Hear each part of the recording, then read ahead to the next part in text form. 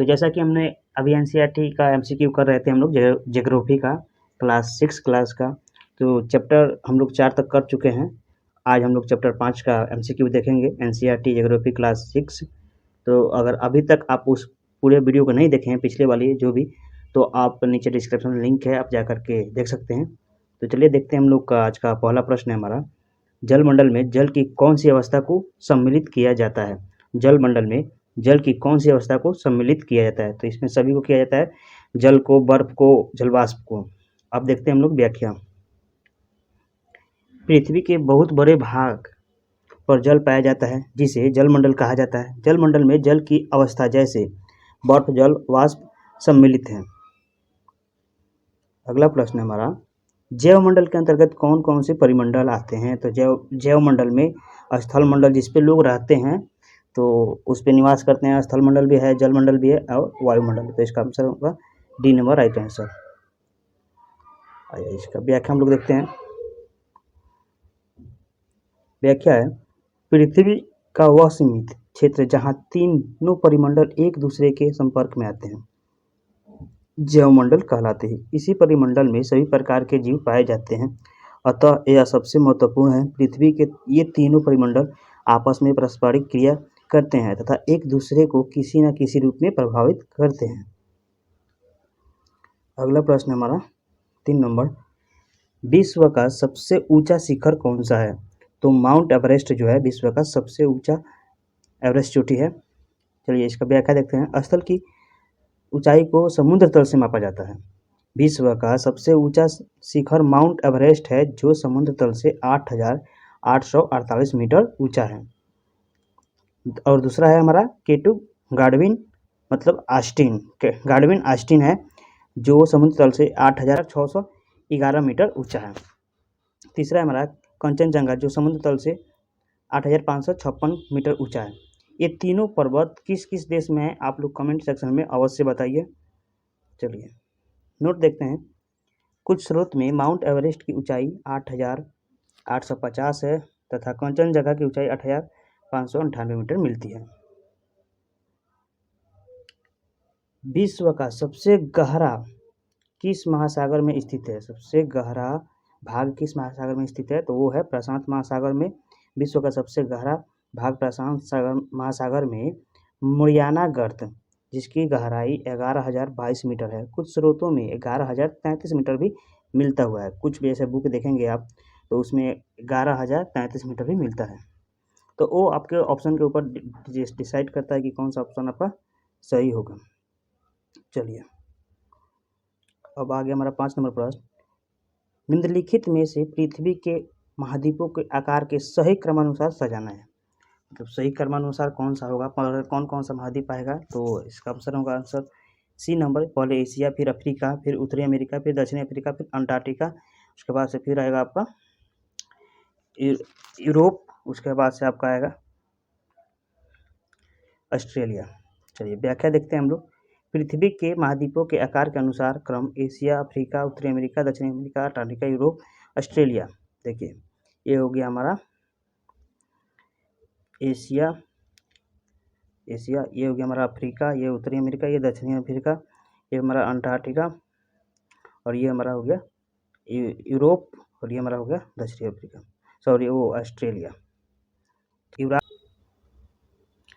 चलिए हमारा 6 नंबर प्रश्न है, एशिया तथा यूरोप को अलग करने वाली स्थलीय संरचना में शामिल है। तो इसका सही आंसर होगा ऑप्शन नंबर सी, यूराल पर्वत और यूराल नदी। अब आइए हम लोग व्याख्या देखते हैं इसका।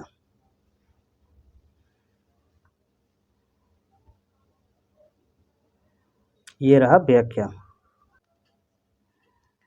सी, यूरोप और एशिया एक ही भूभाग के रूप में दिखाई पड़ते हैं जो यूराल पर्वत और यूराल नदी के द्वारा एक दूसरे से अलग होते हैं, पर व्यावहारिक रूप से यूरोप और एशिया को दो अलग महाद्वीपों की समझा जाता है। यूरोप एवं एशिया के संयुक्त भूभाग को यूरेशिया और यूरोप प्लस एशिया कहा जाता है। अब आइए हम लोग 7 नंबर प्रश्न देखते हैं। वह कौन सा द्वीप है, महाद्वीप है जिससे होकर कर्क रेखा तथा मकर रेखा विषुववृत्त तीनों गुजरती है? तो इसका सही आंसर होगा अफ्रीका। अफ्रीका जो महाद्वीप है उससे तीनों रेखाएं गुजरती है। आप लोग मैथ देखेंगे तो समझ में आएगा। अब व्याख्या हम लोग देख लेते हैं। अफ्रीका एशिया के बाद विश्व का दूसरा सबसे बड़ा महाद्वीप है।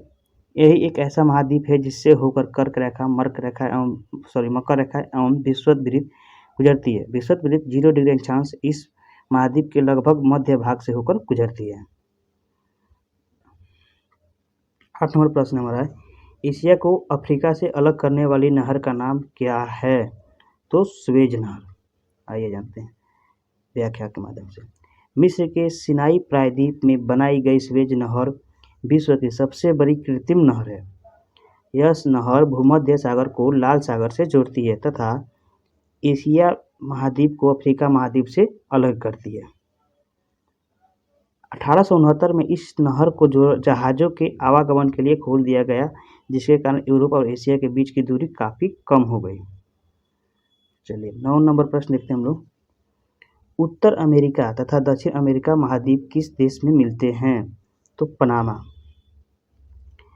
उत्तर अमेरिका तथा दक्षिण अमेरिका महाद्वीप पनामा देश की पूर्वी सीमा में एक संकरे स्थल से जुड़े हैं, जिसे पनामा जल स्थल संधि कहा जाता है तथा यह जल स्थल संधि अटलांटिक महासागर को प्रशांत महासागर से अलग करती है। आइए हम लोग 10 नंबर प्रश्न को देखते हैं। 10 नंबर प्रश्न है हमारा, दक्षिण अमेरिका महाद्वीप के संदर्भ में नीचे दिए गए कथनों पर विचार कीजिए। कथन पहले देख लेते हैं हम लोग। 1 नंबर है हमारा, इस महाद्वीप के पूर्व में प्रशांत महासागर तथा पश्चिम में अटलांटिक महासागर है। 2 नंबर है, विश्व की सबसे लंबी पर्वत श्रृंखला एंडीज इसके उत्तर से लेकर दक्षिण की ओर फैली हुई है। तीसरा है, इस महाद्वीप में विश्व की सबसे बड़ी नदी अमेजन बहती है। तो अब देखिए इसमें से कौन सा सही है, एक बार आप देख लीजिए, उसके बाद कमेंट में जवाब दीजिए।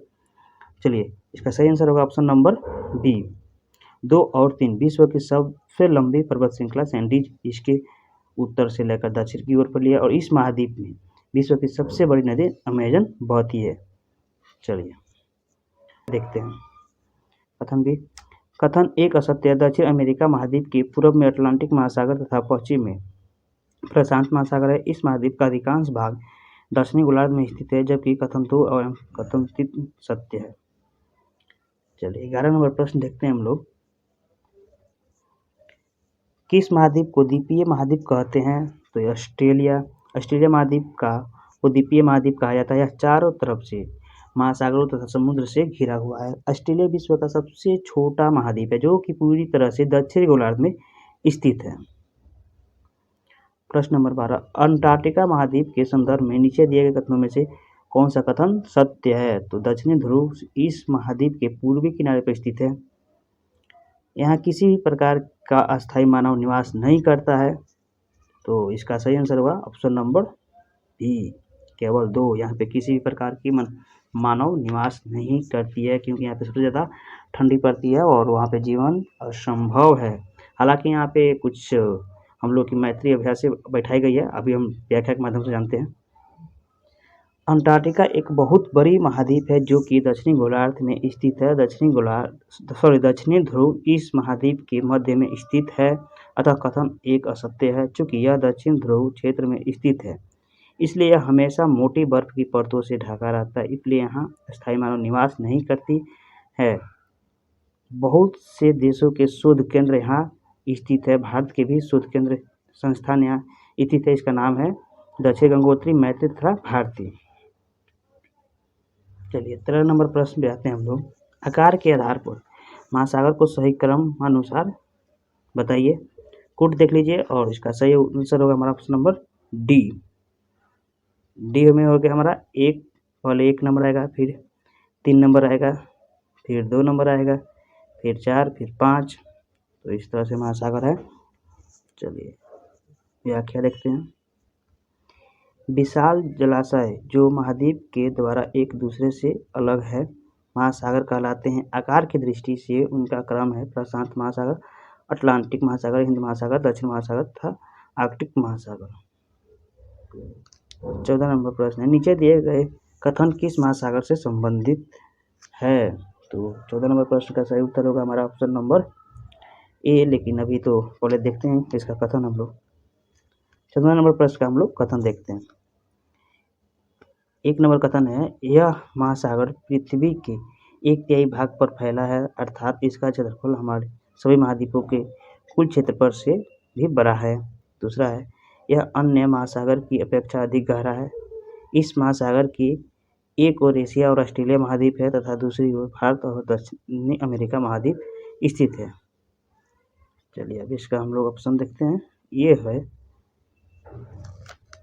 इसका हम लोग ये नहीं है। चलिए अब इसका हम लोग ऑप्शन देखते हैं। ये रहा कोट, ये रहा। तो जो सही जवाब होगा हमारा ऑप्शन नंबर ए होगा, प्रशांत महासागर। और प्रयुक्त कथन में प्रशांत महासागर के संदर्भ में है, प्रशांत महासागर सबसे बड़ा महासागर है, पृथ्वी का सबसे गहरा मेरियाना गर्त प्रशांत महासागर में ही स्थित है। 15 नंबर प्रश्न देखेंगे हम लोग। नीचे दिए गए कथनों पर कारण पर विचार कीजिए। कारण कथन देखते हैं, अटलांटिक महासागर की तट रेखा पोताश्रयों एवं पतनों के निर्माण के लिए आदर्श स्थायी स्थिति रखती है। कारण देखते हैं, अटलांटिक महासागर की तट रेखा सीधी एवं चौड़ी है। चलिए अब इसका सही आंसर होगा हमारा ऑप्शन नंबर सी। ए सही है और आर गलत है। आइए व्याख्या से हम लोग समझ लेते हैं। अटलांटिक महासागर विश्व का दूसरा सबसे बड़ा महासागर है। अटलांटिक महासागर की तट रेखा बहुत अधिक दंतुरित कटी फटी है। यह अनियमित एवं दंतुरित तट रेखा प्राकृतिक पोताश्रय एवं पतनों के लिए आदर्श स्थित है। व्यापार की दृष्टि से यह सबसे व्यस्त महासागर है। चलिए अब 16 नंबर हम लोग प्रश्न देखते हैं। नीचे दिए गए कथन एवं कारणों पर विचार कीजिए। कथन है हमारा, पृथ्वी के तापमान में वृद्धि का भूमंडलीय तापन कहते हैं। कारण है, यह कार्बन डाइऑक्साइड की मात्रा में वृद्धि से हो रहा है। चलिए अब हम लोग ऑप्शन देखते हैं इसका। तो ऑप्शन होगा हमारा सही आंसर, ऑप्शन नंबर ए हो जाएगा हमारा राइट आंसर। ए और आर दोनों सही है तथा आर ए की सही व्याख्या करता है। चलिए, कार्बन डाइऑक्साइड वायु की एक महत्वपूर्ण घटक है। कार्बन डाइऑक्साइड की मात्रा में वृद्धि के कारण पृथ्वी के तापमान में वृद्धि हो रही है। इसे भूमंडलीय तापन कहा जाता है। 17 नंबर प्रश्न है हमारा, नीचे दिए गए युग्मों को सुलेखित कीजिए। 17 नंबर है। तो चलिए अब मिलाइए, प्रशांत महासागर किस प्रकार का है बताइए आप लोग भी कमेंट में। तो प्रशांत महासागर होगा आपका लगभग वृत्ताकार है। और अटलांटिक महासागर है आपका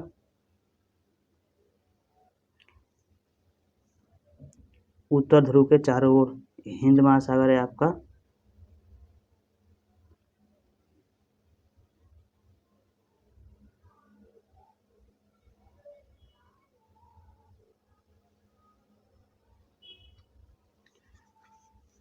नीचे दिए गए युग्मों को सुलेखित कीजिए।